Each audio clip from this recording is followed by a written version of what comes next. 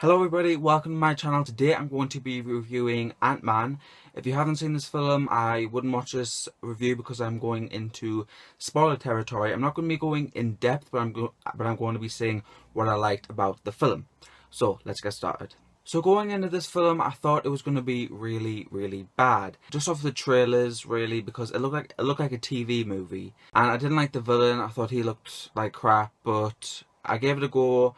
I went in and thank God I did. This film was incredible. It's probably one of the funniest Marvel films that I've seen in a while. It was a really good way to end phase 2. So Ant-Man is about Scott Lang, a crime thief who steals a suit from Hank Pym's house where he thought there would be a vault filled with money in it in a heist that he was doing with his roommates. And unbeknownst to him was a suit from the original Ant-Man, Hank Pym. After trying the suit on, Lang accidentally shrinks himself down to the size of an ant. He returns the suit, terrified by his experience, but he is arrested on his way out. And Hank Pym gets him out of prison by controlling the ants to give him the suit to escape from prison, where he can take the mantle of Ant-Man, while the villainous Cross is trying to steal Pym particles to make an army of yellow jackets. Is this lighting good? I don't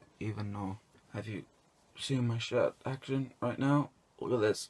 What did I like about the film? Well, seeing Hayley Atwell again was fantastic, and she was about middle-aged, and then we get to see Howard Stark, and we also see Hank Pym, young Hank Pym, and you can definitely see it's a young Hank Pym, because, like, I don't know how they did it, but he looked like he was off Basic Instinct. Like, that's how amazing the electronics, that's how the things was on his face. I also love the comedic tone in the film. Like, it didn't take itself too seriously. It wasn't like dramatic. You know, it had a really funny sense to it and it was a really fun film. I also like how it referenced the Avengers, like Paul Rudd was saying, can't we just call the Avengers? And we actually get to see an Avenger in the film, Anthony Mackie. His cameo was short but very effective. I also love the shrinking scenes with Scott Lang. I thought they were so cool and visually stunning, and it also makes me want to have that superpower and also have the power to control ants with the little hearing aid looking thing he had in his ear. Father and daughter themes are carried out throughout the film, with Hank and Hope, who had a very distant relationship, and Scott and Cassie, who had a very believable, sweet relationship which gave a lot of heart to the film. So let's talk about the characters. Scott Lang, played by Paul Rudd. He was a great Ant-Man, really funny and really fun. And I've always loved Paul Rudd. He's in some of my favourite films like I Love You Man, Knocked Up, The 40-Year-Old Virgin, and Role Models. They're all funny films.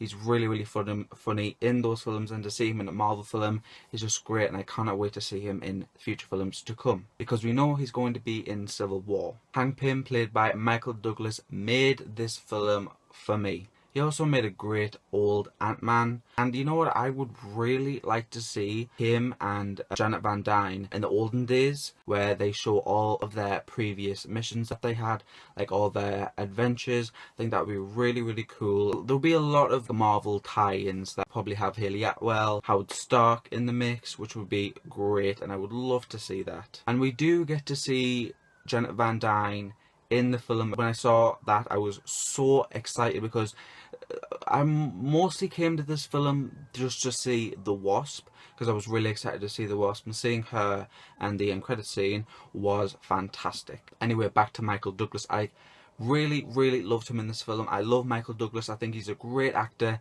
In this film, he was just fantastic. Hope Van Dyne, played by Evangeline Lilly, was amazing in this role, and we are definitely going to see her in future Marvel films because of the end credit scene, which I'm going to be getting into in a little bit. But yeah, Evangeline Lilly did justice for this role. She was fantastic.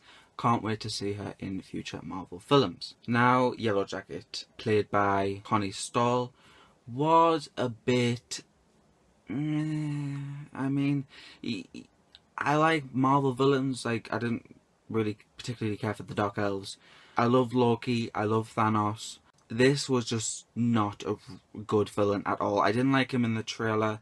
I thought his suit was cool, like that fight scene with Thomas the Tank Engine, that was hilarious. But he killed Anthony, so, you know, I'm not even gonna get into it because I'll probably cry. I just didn't like him as a character. He wasn't that good. I know villains are supposed to be dicks, but he was too dicky. So the comedy in this film was, yes, Paul Rudd, but mostly Michael Pena. He was hysterical. So the end credit scene, my favourite bit in Ant-Man had to be the Wasp end credit scene, because this was just fantastic to see the Wasp finally on the big screen, and she looks at it and she goes, "It's about damn time." Which it really is, because Marvel has been lacking in female characters.